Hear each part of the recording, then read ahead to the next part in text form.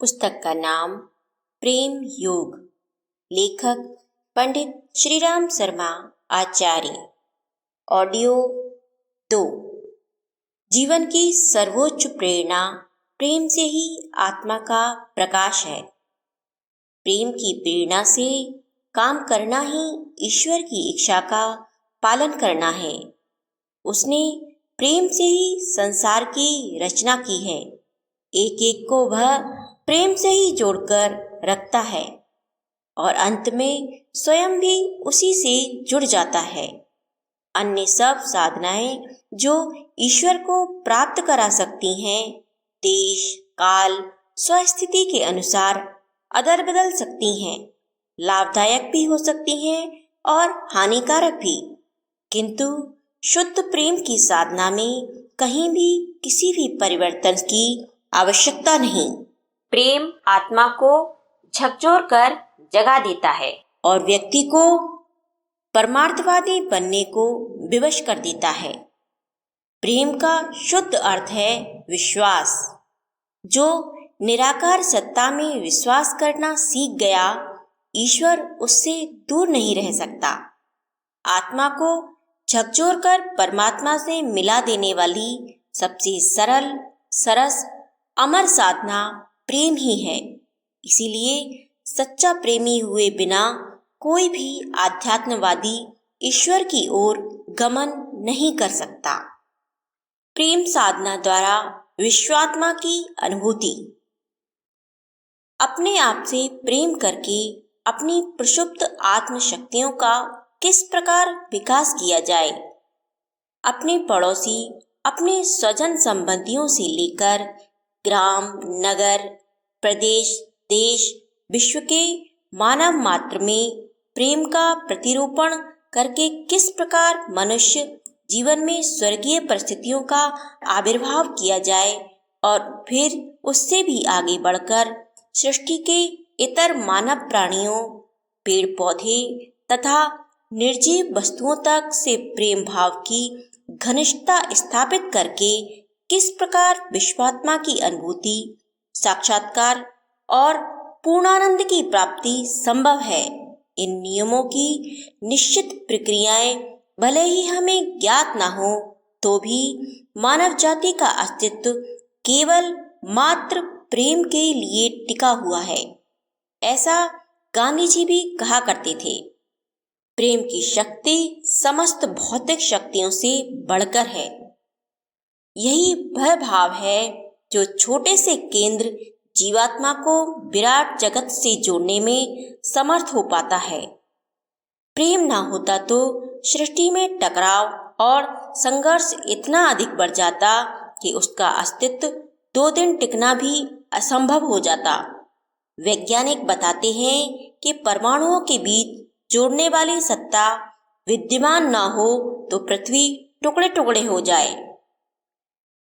जड़ परमाणुओं को एक आकर्षण जोड़कर रखता है, उसी प्रकार चेतन प्राणियों को भी एक आकर्षण, एक ही केंद्राभिसारी बल बांधकर रखता है, वह है प्रेम।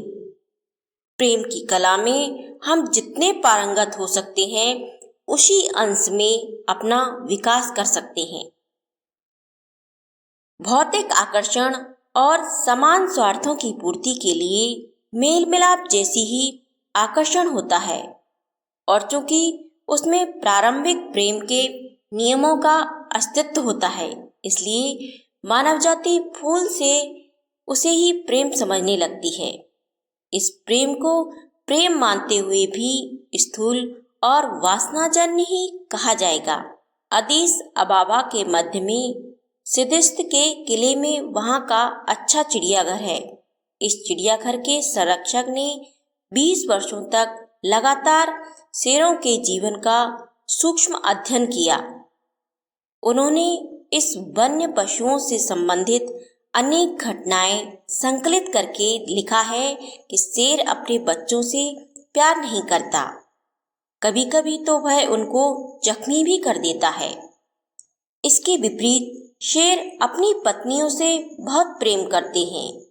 शेर शेरनी एक दूसरे से प्रेम करते हैं और एक दूसरे को समझते हैं। शेर यह सहन नहीं कर सकता कि शेरनी पर मक्खी भी आकर बैठे। यह अध्ययन प्राणियों में प्रेम की जन्मजात आकांक्षा का प्रतीक है। भले ही उसकी सीमा इतनी संकुचित हो कि शेर अपने प्रेम के बीच में बच्चों की उपस्थिति भी सहन न कर सकता हो। भालू का स्वभाव भी कुछ ऐसा ही होता है। इसमें नर मादा से प्रेम करता है, पर अपने बच्चों से शत्रु जैसा व्यवहार करता है, और मादा अपने बच्चों से इतना प्रेम करती है कि उनके लिए वह कितने ही हफ्तों भर तक माद में छिपी रहती है, पानी तक नहीं पीती, भूख तो और भी दूर की बात रही। मनुष्य जाति पशुओं से विकसित श्रेणी का प्रेम करती है, पर उसे जागृत आत्माओं वाला प्रेम नहीं कह सकती। एक गांव में एक बच्चा नदी के पानी में डूब रहा था। किनारे पर और भी लोग खड़े थे, पर स्वयं डूब जाने के भय से कोई उसे निकाल नहीं रहा था। उसकी माँ ने अपने को संकट में डाला और तैरना न जानते हुए भी वह पानी में कूद गई। यहाँ यदि और कोई व्यक्ति कूदकर उस बच्चे को बचाता तो उसकी वह निष्काम सेवा प्रेम की उत्कृष्टता का प्रतिपादन करती। माँ के लिए यह प्रेम कर्तव्य भाव था। इसको श्रेष्ठ तो कहा जा सकता है, पर समस्त मनुष्य जाति की तुलना से वह साधारण प्रेम था, देवीय नहीं। पर समस्त मानव जाति की तुलना से वह साधारण प्रेम था, देवी नहीं। वह स्त्री बच्चे को बचाने के लिए आगे बढ़ती है और स्वयं डूबने लगती है। तब उसका पति कूदता है और पत्नी को बचाता है। इस तरह उसने जो प्रेम प्रदर्शित किया, उस प्रेम को वन्य जीवन का सा ही प्रेम कहा जा सकता है। मनुष्य का प्रेम कुछ इसी तरह का स्वार्थ और शारीरिक संबंधों की संकीर्णता तक अनुबद्ध हो जाने से हमारी आत्मिक प्रगति का द्वार बंद हो जाता है। यह हमारी लघुता का प्रतीक है, प्रकृति की प्रेरणा नहीं। आत्मचेतन की संतुष्टि का आधार सीमाबद्ध प्रेम नहीं हो सकता। दूसरी जागृत आत्माएं भले ही वे अपना विकास क्रम कर्मवश किसी क्षुद्र योनि में चला रही हों, इस सीमा को तोड़ती हैं और बताती हैं कि आत्मा के प्रेम का विस्तार किसी वर्ग, जाति और लिंग तक सीमित न होकर समस्त सृष्टि में फैली चेतना के मूल तक है। उसी में सच्ची संतुष्टि मिल सकती है। 27 अक्टूबर 70 को जूनागढ़ गुजरात की घटना है। यहाँ से 23 किलोमीटर दूर नकदी गांव में कोई एक नवजात शिशु को फेंक गया। उसको देखते चील, कौवे और सियार खाने को लग गए, किंतु तभी एक कुत्ता वहां आ धमका और बच्चे की तब तक रक्षा करता रहा जब तक दूसरे लोगों ने पहुंचकर बच्चे को उठा नहीं लिया। इस बीच अन्य हिंसक जीव भी वहीं मंडराते रहे, पर कुत्ता वहां से हटा नहीं। अपने स्वभाव, अपनी रुचि की भिन्नता के बावजूद यदि दूसरे जीव परस्पर प्रेम से रह सकते हैं, तो बुद्धिशील मनुष्य को तो उससे बढ़कर ही होना चाहिए। ऐसा नहीं होता तो यही लगता है कि चेतना की गहराई को जितना मनुष्य नहीं जान सका, प्रेम दर्शन का जो अभ्यास मनुष्य नहीं कर सका, वह दूसरे प्राणी हंसी खुशी से कर सकते हैं। यहाँ तक कि शत्रु स्वभाव के जीवों में भी उत्कृष्ट मैत्री रह सकती है। कुछ आत्माएं बोल नहीं सकती, पर प्रेम तो परावाणी है, जो हाव भाव आंखों की चमक से व्यक्त हो जाता है। उसके लिए शरीर उपादान नहीं, वह व्यक्त होने के लिए आप समर्थ हैं। त्याग और बलिदान, सेवा और साधना ही उसके रूप हैं। यह देखने को तब मिला जब गढ़वाल जिले के श्रीनगर ग्राम में बाढ़ से बचने के लिए 20-22 लोग एक बड़े पेड़ पर चढ़ गए।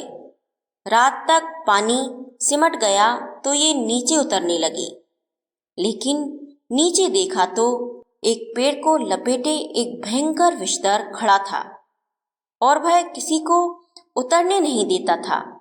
कोई मारने को करता तो वह पीछे हट जाता, पर यदि कोई उतरने को करता तो उधर दौड़कर भगा देता। रात इसी तरह बीती। सवेरा हुआ तो सांप अपने आप चला गया। तब उन लोगों ने देखा कि वहां इतना गहरा दलदल था कि यदि सर्प ने न रोका होता तो उन सबकी जीवित समाधि लग जाती। आत्मा की न अपनी कोई जाति है न देश, समस्त प्राणियों में उसका विस्तार है। समस्त भूतल और ब्रह्मांड में उसी की चेतना नर्तन कर रही है। यह विश्वात्मा ही परमात्मा है। उसे पाना है तो देश जाति की संकीर्णताएं त्याग कर प्रेम की परिधि बढ़ानी होगी। इस तरह का मुक्त प्रेम जो शारीरिक सुखों, इंद्रियों के आकर्षणों, जाति, वर्ण और देश की सीमाओं से परे हो, यही सच्चा प्रेम है। ऐसा प्रेम ही सेवा, मैत्री, करुणा, दया, उदारता और प्राणी मात्र के प्रति आत्मीयता का भाव जागृत कर तुच्छ जीवात्मा को परमात्मा से मिलाता है। हमारी प्रेम का दायरा संकुचित न रहकर समस्त लोक जीवन के प्रति श्रद्धा के रूप में फूट पड़े तो आज जो अनुभूतियां दुसाध्य जान पड़ती हैं, कल वही कांच के स्वच्छ दर्पण में अपने आप प्रतिबिंब की तरह झलकने लग सकती हैं। ईश्वर बोध की सर्वसुलभ साधना प्रेम। यह संसार महान है महात्मन, मुझे तो कुछ भी सार नहीं दिखाई देता।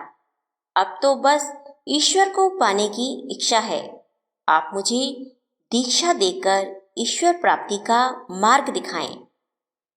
यह कहते हुए एक नवयुवक ने आचार्य रामानुज को प्रणाम किया और उनके समीप एक ओर बैठ गया। आचार्य रामानुज ने सीधा सा प्रश्न किया, तुमने किसी से प्रेम किया? युवक ने उत्तर दिया, मेरा तो किसी से भी प्रेम नहीं है। मेरा तो संसार से कोई राग ही नहीं है। किससे प्रेम करूं? मैं तो भगवान को पाना चाहता हूं, बस। लेकिन तात आचार्य रामानुज बड़ी मीठी वाणी में बोले, भगवान को पाने की तो एक ही कसौटी है, प्रेम। जिसके हृदय में प्रेम नहीं, वह ईश्वर को प्राप्त नहीं कर सकता। प्रेम यदि सांसारिक है तो भी उसे शुद्ध किया जा सकता है, पर जिसने प्रेम की कसक अनुभव ही नहीं की, वह भला परमात्मा को कैसे प्राप्त कर सकता है?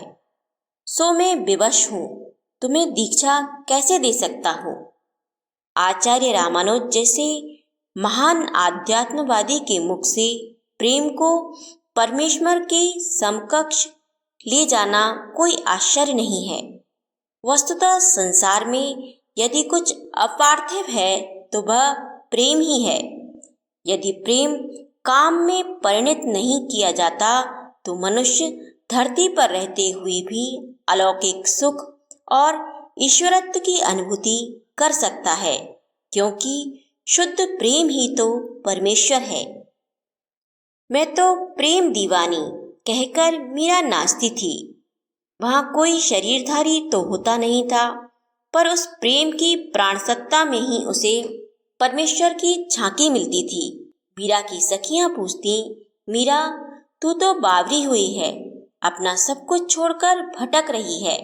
ऐसा निष्ठुर है तेरा भगवान, वह तो कभी तेरे पास भी नहीं आता। सखी के इतना कहने पर मीरा नाराज होकर कहती, सखीरी मेरे संग संग नाचे गोपाल। सखियां नहीं जानती थीं, पर मीरा जानती थी कि उस दिव्य प्रेम की डोर से ही वह उस अविनाशी सत्ता को बांधे हुए थी। भगवान उसके प्रेम में ही ओतप्रोत उसके आसपास चक्कर काटता था। मीरा जैसे नचाती थी वह वैसे ही नाचता था। संसार में प्रेम ही सच्चा आध्यात्म है। प्रेम ही अविनाशी और प्रेम ही परमार्थ है। धन की आवश्यकता सांसारिक होती है तो भी स्त्री पुरुष भी स्वार्थ, सहयोग और सेवा प्राप्ति की अनेक कामनाओं से प्रेरित होकर बनाए रहते हैं। पर प्रेम में तो इन सब प्रतिबंधों की अवहेलना है। संसार में एक ही तत्व है, प्रेम। संतुष्टि और विकास के लिए मनुष्य प्रेम पूर्वक त्याग करना सीखता है और जब यही प्रेम बढ़ता बढ़ता समष्टि तक पहुंचता है तो सब कुछ देते रहने की कामना करता रहता है। अपने लिए न चाहकर किसी और के लिए निरंतर देते रहने में कितना सुख है, यह तो वही जानता है जो एक प्रेम की परितृप्ति के लिए स्वयं भिखारी और अनाथक होने के लिए तैयार रहता है। संसार में प्रेम ही सच्चा आध्यात्म है। प्रेम ही अविनाशी और प्रेम ही परमार्थ है। धन की आवश्यकता सांसारिक होती है तो भी स्त्री पुरुष भी स्वार्थ, सहयोग और सेवा प्राप्ति की अनेक कामनाओं से प्रेरित होकर बनाए जाते हैं। पर प्रेम में तो इन सब प्रतिबंधों की अवहेलना है। संसार में एक ही तत्व है, प्रेम। संतुष्टि और विकास के लिए मनुष्य प्रेम पूर्वक त्याग करना सीखता है और जब यही प्रेम बढ़ता बढ़ता समष्टि तक पहुंचना है तो सब कुछ देते रहने की कामना करता रहता है। अपने लिए न चाहकर किसी और के लिए निरंतर देते रहने में कितना सुख है, यह तो वही जानता है जो एक प्रेम की परितृप्ति के लिए स्वयं भिखारी और अनाथक होने को तैयार रहता है। भगवान को भी ऐसे ही पाया जाता है। सच्ची बात तो यह है कि प्रेम परमात्मा को प्राप्त करने की आकांक्षा का पर्याय भर है।